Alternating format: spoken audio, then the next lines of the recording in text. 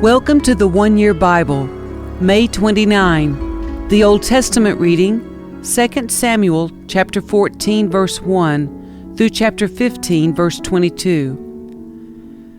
Joab realized how much the king longed to see Absalom, so he sent for a woman from Tekoa who had a reputation for great wisdom. He said to her, "Pretend you are in mourning. Wear mourning clothes and don't put on lotions. Act like a woman who has been mourning for the dead for a long time. Then go to the king and tell him the story I'm about to tell you." Then Joab told her what to say. When the woman from Tekoa approached the king, she bowed with her face to the ground in deep respect and cried out, "Oh, king, help me!" "What's the trouble?" the king asked. "Alas, I am a widow," she replied. "My husband is dead. My 2 sons had a fight out in the field, and since no one was there to stop it, one of them was killed. Now the rest of the family is demanding, 'Let us have your son. We will execute him for murdering his brother. He doesn't deserve to inherit his family's property.' They want to extinguish the only coal I have left, and my husband's name and family will disappear from the face of the earth." "Leave it to me," the king told her. "Go home and I'll see to it that no one touches him." "Oh, thank you, my lord the king," the woman from Tekoa replied. "If you are criticized for helping me, let the blame fall on me and on my father's house, and let the king and his throne be innocent." "If anyone objects," the king said, "bring him to me. I can assure you he will never harm you again." Then she said, "Please swear to me by the Lord your God that you won't let anyone take vengeance against my son. I want no more bloodshed." "As surely as the Lord lives," he replied, "not a hair on your son's head will be disturbed." "Please allow me to ask one more thing of my lord the king," she said. "Go ahead and speak," he responded. She replied, "Why don't you do as much for the people of God as you have promised to do for me? You have convicted yourself in making this decision because you have refused to bring home your own banished son. All of us must die eventually. Our lives are like water spilled out on the ground, which cannot be gathered up again. But God does not just sweep life away. Instead, He devises ways to bring us back when we have been separated from Him. I have come to plead with my lord the king because people have threatened me. I said to myself, perhaps the king will listen to me and rescue us from those who would cut us off from the inheritance God has given us. Yes, my lord the king will give us peace of mind again. I know that you are like an angel of God in discerning good from evil. May the Lord your God be with you." "I must know one thing," the king replied, "and tell me the truth." "Yes, my lord the king," she responded.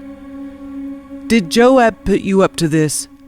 And the woman replied, "My lord the king, how can I deny it? Nobody can hide anything from you. Yes, Joab sent me and told me what to say. He did it to place the matter before you in a different light. But you are as wise as an angel of God, and you understand everything that happens among us." So the king sent for Joab and told him, "All right, go and bring back the young man Absalom." Joab bowed with his face to the ground in deep respect and said, "At last I know that I have gained your approval, my lord the king, for you have granted me this request." Then Joab went to Geshur and brought Absalom back to Jerusalem.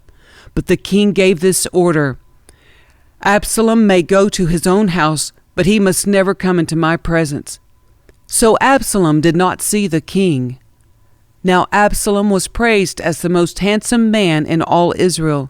He was flawless from head to foot. He cut his hair only once a year, and then only because it was so heavy. When he weighed it out, it came to 5 pounds. He had 3 sons and 1 daughter. His daughter's name was Tamar, and she was very beautiful. Absalom lived in Jerusalem for 2 years, but he never got to see the king. Then Absalom sent for Joab to ask him to intercede for him, but Joab refused to come. Absalom sent for him a second time, but again Joab refused to come. So Absalom said to his servants, "Go and set fire to Joab's barley field, the field next to mine." So they set his field on fire, as Absalom had commanded. Then Joab came to Absalom at his house and demanded, "Why did your servants set my field on fire?" And Absalom replied, "Because I wanted you to ask the king why he brought me back from Geshur if he didn't intend to see me. I might as well have stayed there. Let me see the king. If he finds me guilty of anything, then let him kill me." So Joab told the king what Absalom had said. Then at last David summoned Absalom, who came and bowed low before the king, and the king kissed him. After this, Absalom bought a chariot and horses, and he hired 50 bodyguards to run ahead of him. He got up early every morning and went out to the gate of the city. When people brought a case to the king for judgment, Absalom would ask where in Israel they were from, and they would tell him their tribe. Then Absalom would say, "You've really got a strong case here. It's too bad the king doesn't have anyone to hear it. I wish I were the judge. Then everyone could bring their cases to me for judgment, and I would give them justice." When people tried to bow before him, Absalom wouldn't let them. Instead, he took them by the hand and kissed them. Absalom did this with everyone who came to the king for judgment, and so he stole the hearts of all the people of Israel. After 4 years, Absalom said to the king, "Let me go to Hebron to offer a sacrifice to the Lord and fulfill a vow I made to him. For while your servant was at Geshur and Aram, I promised to sacrifice to the Lord in Hebron if he would bring me back to Jerusalem." "All right," the king told him. "Go and fulfill your vow." So Absalom went to Hebron, but while he was there, he sent secret messengers to all the tribes of Israel to stir up a rebellion against the king. "As soon as you hear the ram's horn," his message read, "you are to say, 'Absalom has been crowned king in Hebron.'" He took 200 men from Jerusalem with him as guests, but they knew nothing of his intentions. While Absalom was offering the sacrifices, he sent for Ahithophel, one of David's counselors who lived in Gilo. Soon many others also joined Absalom, and the conspiracy gained momentum. A messenger soon arrived in Jerusalem to tell David, "All Israel has joined Absalom in a conspiracy against you." "Then we must flee at once, or it will be too late," David urged his men. "Hurry! If we get out of the city before Absalom arrives, both we and the city of Jerusalem will be spared from disaster." "We are with you," his advisors replied. "Do what you think is best." So the king and all his household set out at once. He left no one behind except 10 of his concubines to look after the palace.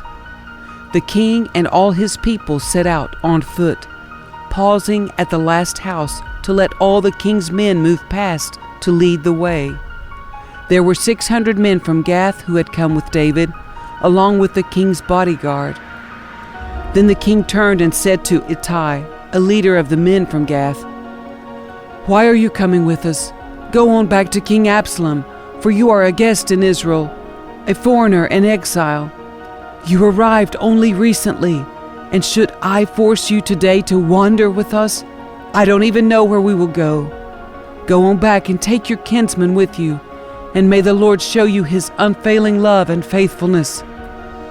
But Ittai said to the king, "I vow by the Lord and by your own life that I will go wherever my lord the king goes, no matter what happens, whether it means life or death."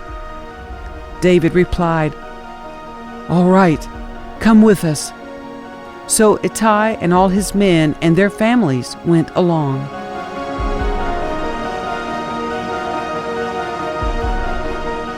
The New Testament reading, John chapter 18, verses 1 through 24. After saying these things, Jesus crossed the Kidron Valley with his disciples and entered a grove of olive trees. Judas, the betrayer, knew this place because Jesus had often gone there with his disciples. The leading priests and Pharisees had given Judas a contingent of Roman soldiers and temple guards to accompany him. Now, with blazing torches, lanterns, and weapons, they arrived at the olive grove. Jesus fully realized all that was going to happen to him, so he stepped forward to meet them. "Who are you looking for?" he asked. "Jesus, the Nazarene," they replied. "I am he," Jesus said. Judas, who betrayed him, was standing with them. As Jesus said, "I am he," they all drew back and fell to the ground. Once more he asked them, "Who are you looking for?" And again they replied, "Jesus, the Nazarene." "I told you that I am he," Jesus said. "And since I am the one you want, let these others go." He did this to fulfill his own statement, "I did not lose a single one of those you have given me." Then Simon Peter drew a sword and slashed off the right ear of Malchus, the high priest's slave. But Jesus said to Peter, "Put your sword back into its sheath. Shall I not drink from the cup of suffering the Father has given me?" So the soldiers, their commanding officer, and the temple guards arrested Jesus and tied him up. First they took him to Annas, since he was the father-in-law of Caiaphas, the high priest at that time. Caiaphas was the one who had told the other Jewish leaders, "It's better that one man should die for the people." Simon Peter followed Jesus, as did another of the disciples. That other disciple was acquainted with the high priest, so he was allowed to enter the high priest's courtyard with Jesus. Peter had to stay outside the gate. Then the disciple who knew the high priest spoke to the woman watching at the gate, and she let Peter in. The woman asked Peter, "You're not one of that man's disciples, are you?" "No," he said, "I am not." Because it was cold, the household servants and the guards had made a charcoal fire. They stood around it warming themselves, and Peter stood with them, warming himself.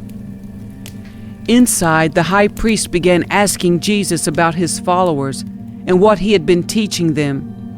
Jesus replied, "Everyone knows what I teach. I have preached regularly in the synagogues and the temple, where the people gather. I have not spoken in secret. Why are you asking me this question? Ask those who heard me. They know what I said." Then one of the temple guards standing nearby slapped Jesus across the face. "Is that the way to answer the high priest?" he demanded. Jesus replied, "If I said anything wrong, you must prove it.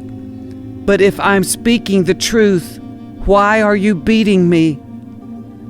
Then Annas bound Jesus and sent him to Caiaphas, the high priest.